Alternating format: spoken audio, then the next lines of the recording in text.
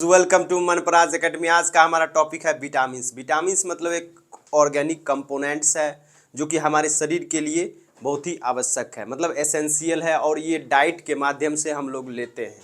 जैसे कि मान सकते हैं हर चीज़, कुछ मिनरल्स होता है, कुछ हार्मोन्स जो होता है हमारे शरीर के अंदर बनता है, लेकिन विटामिन ऐसा नहीं है कि हमारे शरीर के अंदर बनेगा, ये डाइट के माध्यम से लेना पड़ेगा। तो इसी के बारे में सारा कुछ जानेंगे, इसका टाइप्स कितने प्रकार के होते हैं, तो सारा कुछ जानेंगे। तो सबसे पहले स्टार्ट करते हैं विटामिन क्या है, डिफिनीशन और इंट्रोडक्शन इसका देखेंगे। Vitamin are organic compounds that are essential for the normal growth. मतलब ये एक ऑर्गेनिक कंपाउंड्स है और एसेंशियल किसके लिए है, नॉर्मल ग्रोथ के लिए। नॉर्मल ग्रोथ या कोई भी बॉडी फंक्शन के लिए, या मेटाबॉलिज्म और फंक्शनिंग ऑफ द बॉडी। मतलब किसी भी काम के लिए, जैसे मेटाबॉलिज्म हो गया, ग्रोथ हो गया, फंक्शन हो गया, तो उसके लिए हमारे लिए विटामिन जो है कि जरूरी होता है और महत्वपूर्ण होता है। They are required for in small amounts. ये की क्या चीज़ है, माइक्रो न्यूट्रिएंट्स है। माइक्रो न्यूट्रिएंट्स है जो कि स्मॉल अमाउंट में चाहिए and must usually be obtained from the diet. ये हमें कहाँ से मिलेगा, डाइट से मिलेगा, ना कि हमारे शरीर में बनेगा। ये हमें बाहर से डाइट से कंज्यूम करना पड़ेगा। As the body cannot synthesise most of them. मतलब शरीर जो है कि बनाता नहीं है और इसको डाइट के माध्यम से लेना पड़ता है। और इसका टाइप्स क्या कौन कौन सा है हम लोग देखेंगे। टाइप्स हमारा दो तरह का होता है, एक वाटर सोल्यूबल, दूसरा फैट सोल्यूबल। फर्स्ट तो हो गया वाटर सोल्यूबल, दूसरा फैट सोल्यूबल। अब वाटर सोल्यूबल जो है वो वाटर में घुलनशील रहेगा, और जो फैट सोल्यूबल रहेगा वो फैट में घुलनशील रहेगा, मतलब वसा में घुलनशील रहेगा। तो इसका देखिए, वाटर सोल्यूबल जो होगा ये हमारे शरीर में मतलब स्टोर्ड नहीं होता है, लेकिन फैट सोल्यूबल जो है हमारे शरीर में स्टोर्ड हो जाता है।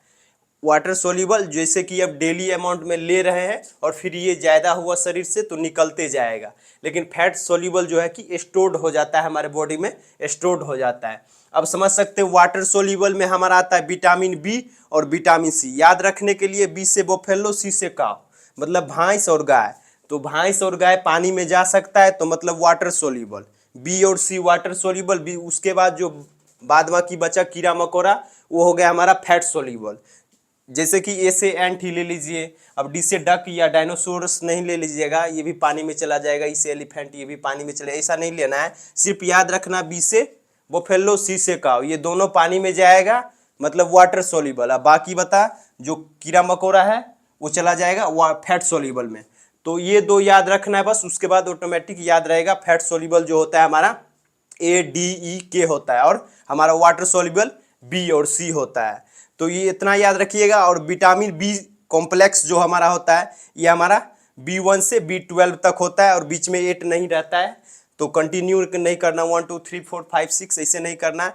तो विटामिन बी कॉम्प्लेक्स जो ग्रुप्स है, ये अगले वीडियो में हम लोग इस पर चर्चा करेंगे, पूरा विटामिन बी कॉम्प्लेक्स पर। लेकिन अभी जो हम लोग है विटामिन सी और फैट सोल्यूबल्स के बारे में बात करेंगे। तो विटामिन बी सोल्यूबल्स जो है कि मेटाबॉलिज्म बहुत सारा काम करता है, मेटाबॉलिज्म में, ग्रोथ में, सेल प्रोटेक्शन, बहुत सारा काम करता है विटामिन बी कॉम्प्लेक्स भी।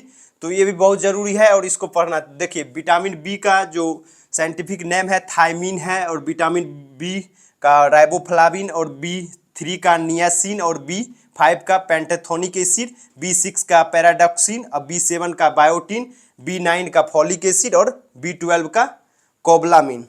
तो ये चीज़ याद रखिएगा, आप लोग नोट्स कर सकते हैं, जरूरी है याद करना। तो और उसके बाद हमारा आता है विटामिन सी।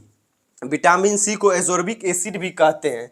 तो इसका जो काम, मेन फंक्शन है हीलिंग। विटामिन सी का हीलिंग, किसी भी वुंड हीलिंग या कहीं कट फट गया तो उस वक्त हीलिंग में, इम्यूनिटी में और एंटीऑक्सीडेंट का काम करता है। तो विटामिन सी जो है कि एक तरह से स्किन के लिए भी इंपॉर्टेंट हो सकता है। उसके बाद हमारा आता है, ये दो हमारा फैट वाटर सोल्यूबल में है, विटामिन बी और विटामिन सी। विटामिन बी में ये हमारा 9 कॉम्प्लेक्स है, 1 2 3 4 5 6 7 8, 1 2 3 4 5 6 7 8, हाँ तो 8 कॉम्प्लेक्स है। तो विटामिन बी का जो है कि 8 कॉम्प्लेक्स है। और उसके बाद जो है कि विटामिन सी एजॉर्बिक एसिड है, और हीलिंग, इम्यूनिटी और एंटीऑक्सीडेंट में काम करता है। अगर सोर्स का बात करें तो ज़्यादातर जैसे कि आंवला में, ऑरेंज में, ये सब फल में विटामिन सी ज़्यादातर मिलेगा, लेमन में, खट्टा पदार्थ में जो भी होगा उसमें ज़्यादा विटामिन सी देखने को मिलेगा। एजॉर्बिक एसिड से नाम से ही पता चलता है। तो ये चीज़ समझ गए। और फैट सोल्यूबल में हमारा आता है विटामिन ए, डी, ई, के, 4 आता है विटामिन ए, डी, ई, के। तो इतना याद रखना है। तो विटामिन ए को रेटिनॉल भी बोलते हैं, इसका टर्म है, मतलब कि जैसे कि दूसरे साइंटिफिक नेम जो होता है वो विटामिन ए का रेटिनॉल है। ये जो विजन और स्किन इम्यूनिटी में काम करता है। ये जैसे कि बहुत सारा लीफी फूड, मतलब ग्रीन वेजिटेबल्स में, और जैसे कैरोट वगैरह में, स्पिंच में, ये सब में ज़्यादातर पाया जाएगा। विटामिन डी कैल्सीफेरोल, कैल्सीफेरोल इसका साइंटिफिक नेम है। और ये बोन्स और कैल्शियम एब्जॉर्प्शन में इसका फंक्शन है कि बोन्स और कैल्शियम एब्जॉर्प्शन में ये बहुत ज़रूरी है, हमारे बोन्स के लिए ज़रूरी है। और कैल्शियम, जैसे कि मान लीजिए बोन्स के लिए कैल्शियम जरूरी है, तो कैल्शियम एब्जॉर्प्शन में हमारा विटामिन डी जो है कि बहुत ही फायदेमंद होता है, जरूरी होता है विटामिन डी बोन्स के लिए। और विटामिन ए के लिए विजन के लिए है, स्किन के लिए है, इम्यूनिटी के लिए है, ये सब चीज़ के लिए जरूरी है। और विटामिन ई को टोकोफिरॉल बोलते हैं, टोकोफिरॉल को, विटामिन ई को टोकोफेरोल बोलते हैं। और ये किस चीज़ में काम करता है? एंटीऑक्सीडेंट में, सेल प्रोटेक्शन में, उसके बाद और भी बहुत सारा काम करता है। जब इसका पर्सनली मतलब एक स्पेसिफिक पॉइंट को लेकर वीडियो बनाएंगे, टॉपिक को, तो उस पर आप लोग को ज़्यादा अच्छे तरह से। Thank you, have a nice day guys. Light cut गया तो मिलेंगे अगले वीडियो में।